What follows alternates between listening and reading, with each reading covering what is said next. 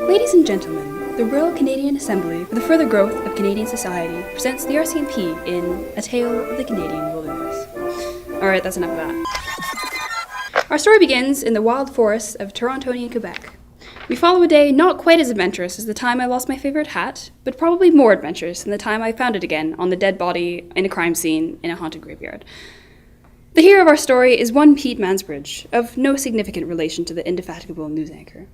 His memoir begins thus. It was a cold and snowy morning in the midst of a surprisingly warm July when my partner, Steve Mooseye McDougall, and I were in our joint office, relaxing between jobs by playing a heated game of ice hockey. We had just reached overtime, and I was about to deliver a Crosby-esque saving goal when our boss, Chief Inspector Sergeant Major Francis Galloping Bondhead, interrupted our game to give us a job. Howdy, y'all. I got a job for y'all too. Rumour has it that round these parts there's a lumberjack settlement that's gonna bit real horrible and out of control, if you know what I mean. Y'all's assignment is to bust that thing lickety-split. Sergeant Major Bondhead was, of course, a typical Canadian. British in his roots, but American in his mannerisms. Yins better go before y'all are late, yeah? Quickly removing our hockey gear, Steve and I grabbed a snack pack box of salmon-flavoured Timbits, our portable radios, 2 2-4s and 4 2-2s. We then went to the stables for our trusty steeds. Here, Princess Baby Angel Cuddlykin Snugga Wugga Poo. Here, Bert. You wouldn't believe how hard it is to fit horseshoes on angry polar bears. As we rode through the woods, we listened to an intriguing cross-country checkout debate on the role of the importance of the Senate, just as Margaret Atwood was concluding a particularly fine argument on how the Senate is now obsolete. A beaver leapt out at us from behind a tree. Blistering bacon beer. A wild Castor canadensis, eh? We dismounted our bears to give the furry little thing a friendly Canadian hug. As we approached, arms open, the beaver opened its mouth, as if to speak. Oh, how adorable. You shall not pass this board! Oh, by Laurier, Pearson, and Trudeau, eh? Don't say their names in vain. But our bears, they ran away. Now we'll miss the ending of cross-country checkup, eh? Oh, sorry about that. Please forgive me, but sorry, you really can't continue. I'm sorry. Sorry. You're polite when you aren't angry, aren't you?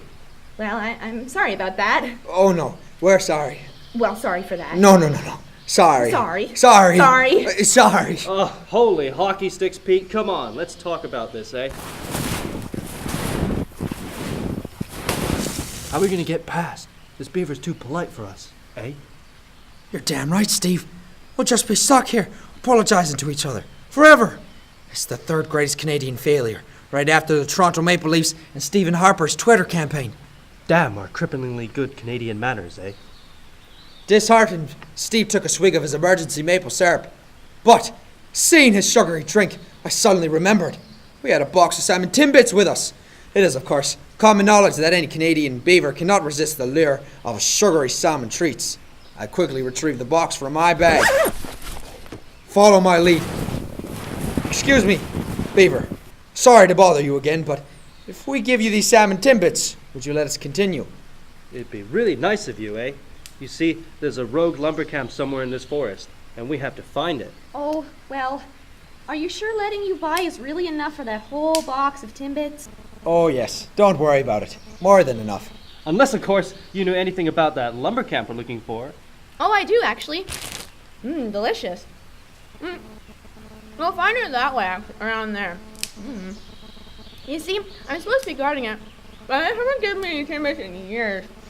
These are great. Tell you what, I promise I'll help you more. If you give me some more. Thanks for your offer, but I think we're probably okay from here. Yeah, thanks, eh? See you. We set off in the direction it had pointed and soon approached the campsite. In it there was a small campfire with several Quebecois lumberjacks sitting around it, muttering "Vive le Québec libre" and stoking their fire with various photos of Stephen Harper. I think this is it, Pete. We're wearing plaid shirts and everything. I think you're right, Steve. Let's try to reach out to them. Give them a few hugs. You know what I mean? Nobody can resist a little Canadian friendliness. And if that doesn't work, you can always tell their mothers. Oh. No, I'm not sure we'll have to go to anything that extreme. Just listen to them. Anglais tyrannique! See? They sound friendly enough. Hey? I'll call out to them. Okay. Monsieurs! Wantez-vous in peace treaty discussion? Marquis Silverplate? I've always envied Steve's command of the French language. Ah, qui est là? Que voulez-vous? Oui. Speak as vous English, eh? C'est l'anglais! Attaquons! Steve, what are they doing? Allons-y, mes frères! I don't think this peace thing is working. We ran as fast as we could, like two men stuck on the wrong side of a buffalo stampede, although with a less cliffy ending. Seeing that it was impossible for us to outrun the angry herd of lumberjacks, Steve and I took refuge up a tree. Ah, zut alors! We will have to wait.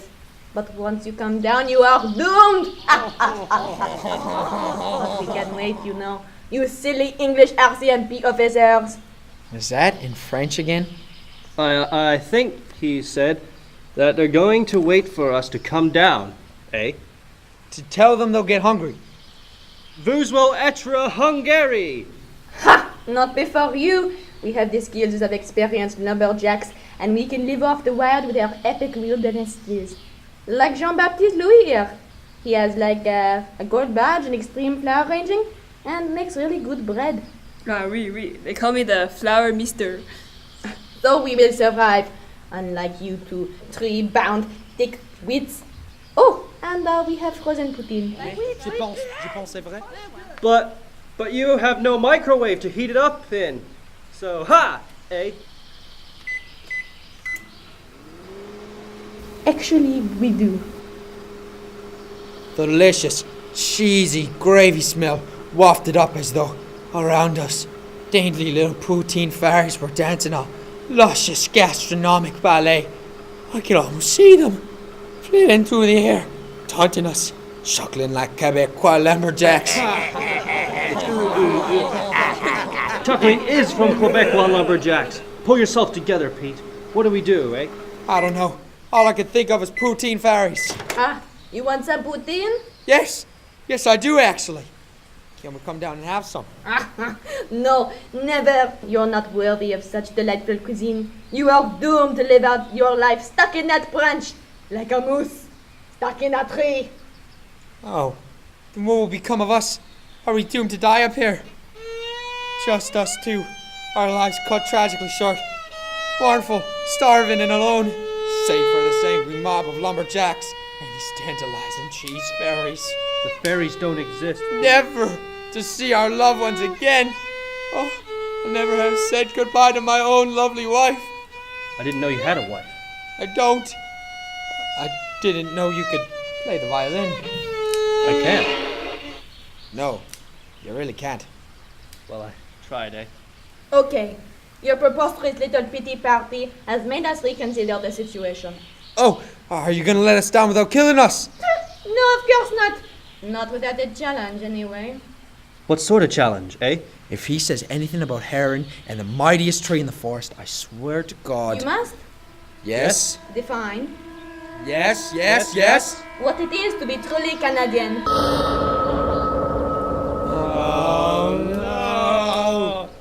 No, hold on. That's easy. William Shatner, Justin Bieber, and Celine Dion. Dion. There. They're Canadian, aren't they? You seem to have misunderstood the question. We asked about Canadian identity, not celebrity. Besides, most people think they are American. He's, right, you know, eh? Well, what about the mistreatment of the First Nations? And the French? That's pretty Canadian. You know, like the Metsi and the Assiniboine and the Iroquois. I think it's actually Métis and Iroquois and Assiniboine. Interesting. Anyways, that's Canadian. Really Canadian. True, but no. That is simply not good enough. You really must try harder. It seemed utterly hopeless. The lumberjacks rejected everything we tried. Our spare group of 7 paintings, our beer-flavored bacon, even our photo of the Queen with a massive question mark scrawled all over it. All our hopeful suggestions were tossed aside with a derisive, We're ready to give up. Can't we just surrender, eh? We can try. What rhymes with identity? Sodomy. Vasectomy. I know. Magnetic flux density. That doesn't help. Sorry. No! Hold on. I've got it. Hey, Frenchman! We've written a poem of surrender. We really don't know what's Canadian-y. We know we're not British, or US, or mean. That's as close as we'll get to our identity. So, please will you let us down from this tall tree? Nice try. But you will never get down at this rate. Serves you right, you English pigs. It is hopeless for you. Qu'est-ce que c'est? Des chevals? Non, c'est le hurpoulaire! Fouillons mes amis! Our trusty steeds, eh? Here, Princess Baby Angel Cuddlykin Snuggalogawagapoo. Here, Bert. Come to Daddy, there's a good carnivorous man-eating beast. Oh. Our bears gleefully skip towards us, gracefully trampling over the Lumberjacks' leader and leaving him unconscious. Hey, Pete, what's that riding on Princess Baby Angel's back, eh? Let's go down and look. I think it's the beaver. Hey, guess that promise was fulfilled after all. Hey guys, do you have any more of those Timbits? You know, as thanks for bringing back your bears. Not right now, but we can get you some later. Okay, cool. Not so fast. Mon Dieu, so much mud. Ha! Not so fast yourself. I'm afraid you're under arrest, my friend. I just had to find those darned handcuffs. Hey, I've just had a thought, eh? What if there isn't any Canadian identity? Like, what if we're all just a part of a cultural mosaic of a whole bunch of different things? What are all just Canada? Do we even need to define it, really? Deep. And slightly evasive. Yeah, sounds like it's been stolen right out of a liberal politician's speech, eh? Well, I only wanted you to define it so that I could prove that Quebec should be separated. But that's just Canadian, eh? Well, I guess I'm sorry for trapping you in that tree, then. Oh, good, because I can't find my handcuffs. Under law 358 of the Canadian Code, you and all your lumberjack frères are absolved of all crimes on account of being polite. Ah ben merci. So what do you say we forget about all this and just go down to the bar, have a few beers and maybe some DIY work, you know? Man bonding stuff. Just as long as there's more Timbits. Sounds good, eh? And you Frenchmen? My name's Pierre, not Frenchman. Interesting. Let's go! That was A Tale of the Canadian Wilderness, written by Linnea Ritland and starring Dylan Cowan as Pete, Colin Stonefield as Steve, Olivia Lang as the Beaver, Pierre the Lumberjack, and Chief Inspector Sergeant Major Francis Galloping Bondhead. To listen again, tune in again in half an hour in Newfoundland.